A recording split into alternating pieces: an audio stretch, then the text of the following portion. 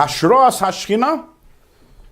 Hashchina is synonymous with the idea of bittul. Because the Shechina is everywhere. So what does it mean that the Shechina is one place, not another? It's everywhere. It means the truth is Eined Movadai. But in most places conceals that truth. When something or someone or an action is bittul, in other words, it doesn't have an identity and an ego, but rather is transparent to Eined Movadai. So that is Hashras Hashchina. That means that this is a place which is receptive to the Shechina, to the divine presence. In order to have Hashras Hashchina, you need ultimate bittul. The problem is that the neshama is not completely bittul to Hashem. Remember, we asked the question: why can't the neshama be the fuel? Why can't the neshama be the oil that connects the guf with the Shechina? The answer is because the neshama has an identity. The neshama is not completely bittul. What's the proof that it has an identity? The proof that it has an identity is that it has avas Hashem and yiras Hashem.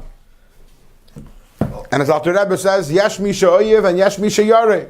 The fact that something can love, I love Hashem means there's an I. Without me, there can't be, you can't have love Hashem without a me loving Hashem. So if the neshama loves Hashem, that means it has an identity. If the neshama fears Hashem, I fear Hashem, there's an I. So strangely enough, the love and the fear that the neshama has for Hashem, not only doesn't it serve to connect it to Hashem, but to the contrary. That's the problem. The problem is that there's an I. It's a very holy I. The neshama's I is a very holy I. But at the end of the day, there's an identity there. So how do we connect to Hashem? The only way is through bittul. So that's where mitzvahs come into play. And that's why the Zohar says that the fuel that connects the guf with the Shechina is dafke mitzvahs. Because what is a mitzvah? A mitzvah is Hashem. A mitzvah is Hashem's ratzon. What I want, that's me. That which I want is an expression of who I am. Mitzvahs are the ultimate expression of who Hashem is. When you do a mitzvah, you are at that point subsumed in the mitzvah, you're involved in the mitzvah, and that's completely bittul to Hashem. But through a mitzvah only you can connect to Hashem. And Alter Rebbe explains, the truth is, as explained in previous prakim, everything is Hashem's ratzon. Everything. Every single thing in this world is a product of Hashem's ratzon. On a simple level. Anything that's here, why is it here? Because Hashem wants it to be here. So everything is a product of Hashem's ratzon. But only mitzvahs are Hashem's pnimiyus haratzon. Pnimiyus haratzon means what Hashem really wants. Everything else Hashem doesn't really want.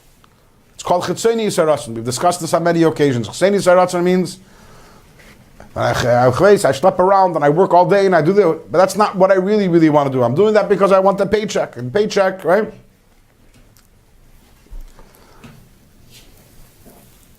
And ultimately, what does it boil down to?